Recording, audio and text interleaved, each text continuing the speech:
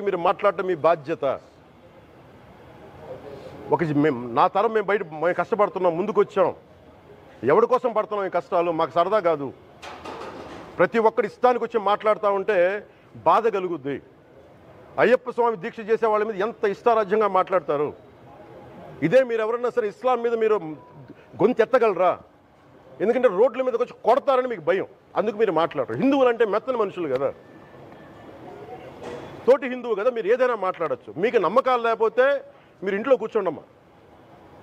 మీకు నమ్మకాలు లేకపోతే ఇంట్లోంచి బయటికి రాకండి, మమ్మల్ని ఏం అనకండి. మేము ఎలా పూజా విధానం ఎలా చేస్తాం, అలాగే ముఖ్యంగా ఫిల్మ్ ఇండస్ట్రీ కూడా నేను తెలియజేస్తా ఉన్నా. దీని మీద మీరు మాట్లాడితే మద్దతుగా మాట్లాడండి, లేదంటే మౌనంగా కూర్చోండి. అంతేగాని మీ మాధ్యమాల ద్వారా అపహాస్యం చేస్తే మటుకు ప్రజలు మిమ్మల్ని ఎవరు క్షమించరు. ఎందుకంటే చాలా డీప్ పెయిన్ ఇది. మీరు లడ్డు మీద జోక్లు వేస్తున్నారు. నేను ఒక సినిమా ఫంక్షన్లో కూడా చూశాను. Laddu is a sensitive issue అని. Don't you ever say that. Don't you ever try day to say that, please. I respect you as actors, but when it comes to Sanatana Dharma, please, you have to think 100 times before you saying a word. One comment.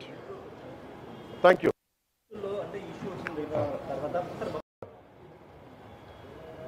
మీకు బాధ్యత లేదా? మీకు మీ cinema హీరోలు, నేను కూడా హీరోనే, నన్ను మించి దేశాన్ని చూడమని, సనాతన ధర్మాన్ని చూడమంటున్నా. మీ కన్వీనియంట్గా కూర్చోబెట్టి హీరోలను ఎత్తడం కాదు, నన్ను ఎత్తడం కాదు. ధర్మం విఘాతం కలిగినప్పుడు ధర్మానికి మీరు మాట్లాడటం మీ బాధ్యత. కొన్ని ఇబ్బందులు, తప్పులు జరిగినాయి అంటే నా తరం మేము బయట ముందుకు వచ్చాం. వాళ్ళు ఎవరు ముస్లిమ్స్ కాదు, క్రిస్టియన్స్ కాదు, హిందువులే అందరూ.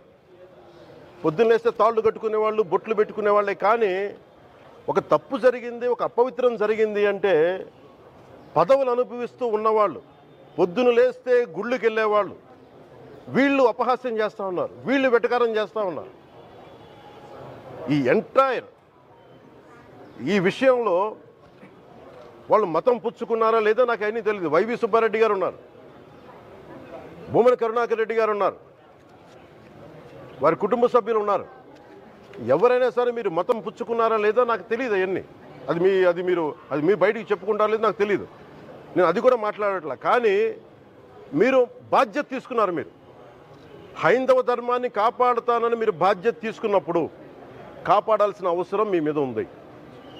బోర్డుని మీరు స్థాపించారు, మేము స్థాపించాల. తప్పులు జరిగినాయి. తప్పులు జరిగితే వైఎస్ జగన్ గారు ఏం చెప్పాలి? ఒకవేళ నాకు తెలియకుండా మేము ఆయన బ్లేమ్ చేయట్లా.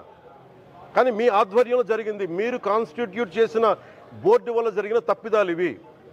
మేము ఇవి కనుగొన్నాం. ల్యాబ్ టెస్టులు ఇవన్నీ మేము ఆటలాడతామా? ఇవన్నీ బాధ్యత లేదా? కనుక చాలా బలమైన సనాతన ధర్మాన్ని పాటించేవాడిని.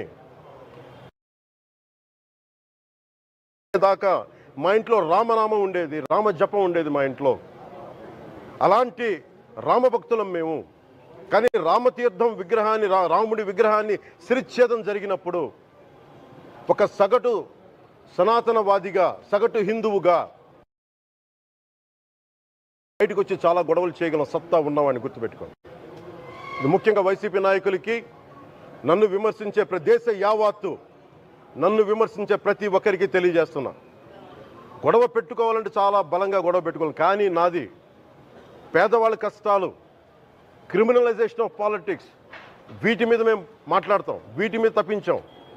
ప్రజలు బాగుండాలి, కాన్స్టిట్యూషన్ వాల్యూస్ని అప్హోల్డ్ చేయాలి, రాజ్యాంగం బాగుండాలి, వీటి కోసం తపన పడేవాళ్ళం. కానీ సెక్యులరిజం పేరు మీద, secularism is not one way, it's two way. Secularism అంటే కూర్చోబెట్టి ఒక్క సైడ్ నుంచి వచ్చేది కాదు, అన్ని సైడ్ నుంచి రావాలి. ఇది చాలా ఆవేదన కలిగిస్తుంది. కొన్ని దశాబ్దాలుగా చూస్తున్నారు ప్రతి హిందువు. దీంట్లో మిగతా మతాల ప్రస్తావన కంటే కూడా నేను ఎక్కువ ప్రస్తావన చేస్తుంది.